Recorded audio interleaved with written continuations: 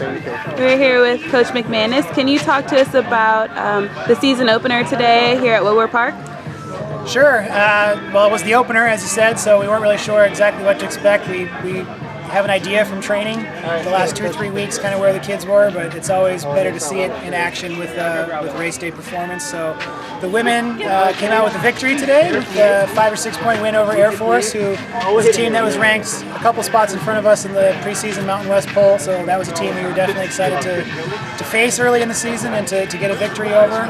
We know they got a new coach there, so they're transitioning and they'll probably be improved at the end of the season, so we got to do the same.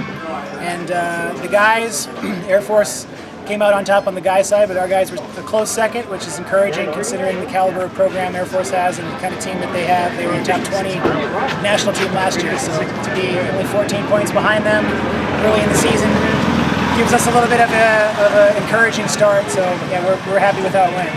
Can you talk about some of the individual performances today? Well, Anne-Marie Schwann's won, which is always an easy way to start the individual awards. So that was really helpful to the team score. But on the women's side, I think we had 4 of the top 5 with Karina Mendoza, Julianne Jaquez, and Mackenzie Landa following Anne-Marie through the chute. Pretty tight spread there. So we were excited with all 4 of those ladies. Actually, Megan Parachalski was our 5th runner today. She's coming off of surgery last year, so this was her first race in over a year, so I think that was a little bit of a nervous situation for her. So for her to be our 5th runner under those circumstances was encouraging. And on the guys' side, we really had 3 guys that grouped up well and were in the hunt to win. There was maybe 5 or 6 guys coming through 200 meters to go all together, kicking to win, and we had 3 of those guys. So I was excited to see Matt Kwiatkowski, Nathan Esparza, and Chris Grimble up there kind of leading the charge. On the men's side, we know we typically have a bigger pack, so if we can get our whole pack up there, we'll be good. I mean, for training together for like less than 2 weeks, or how are you feeling with the team's performance today? About what we expected. I thought on the men's side we could have our group a little bit tighter, but we have I think 1 senior and 8 freshmen or sophomores. So we know that it's going to take a little bit of molding to get that group to race exactly how we want them to. On the women's side, it went pretty much as expected. Our top 4 ran together.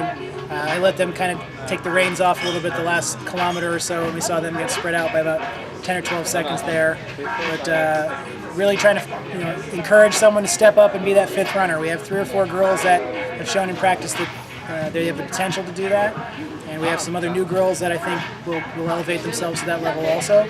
So that's really our challenge right now, is to find that 5th runner on the women's side. You mentioned Linda being a newcomer there, a freshman. How'd she look for her first college race? She looked good. She's more of a long distance person, 5K, 10K track person ultimately. So the shorter distance today wasn't really to suit her as well as it suited some of the milers like Anne-Marie. A couple of the UNLV girls are more middle distance runners also. So the longer courses, 6K, I think that'll help her kind of get in a rhythm and keep going. She's not able to maybe step on the gas the last half mile like they were today. I think if there was another mile or 2 in the middle at that kind of solid pace, that would serve her. What about men's newcomers to note? I have to refresh my memory on the results, but I think Efren Reyes was our top newcomer. He's a freshman from Santa Rosa area, and he's done a nice job in training. I think he's a little nervous to run with the top group, but that's really where he should be. And then Joel Gonzalez had a rough one today, but he's proved himself in practice to be somebody that we're going to count on later in the season also. So we have a couple guys that are young that took some lumps today that we think will get back up there next time out. And this course will host the Mountain West Conference Championships here in less than 2 months. You made some adjustments to the course itself. How did those work out today for you? Yeah, we changed the course from what it was last year. We had some issues with some areas that were pretty swampy last year, so we redirected the course this year to avoid those, changed the start-finish area to avoid those.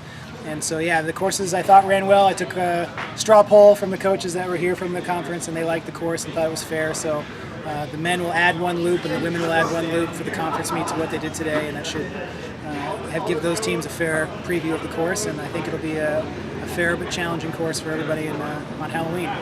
So what's next for the team in the next few weeks?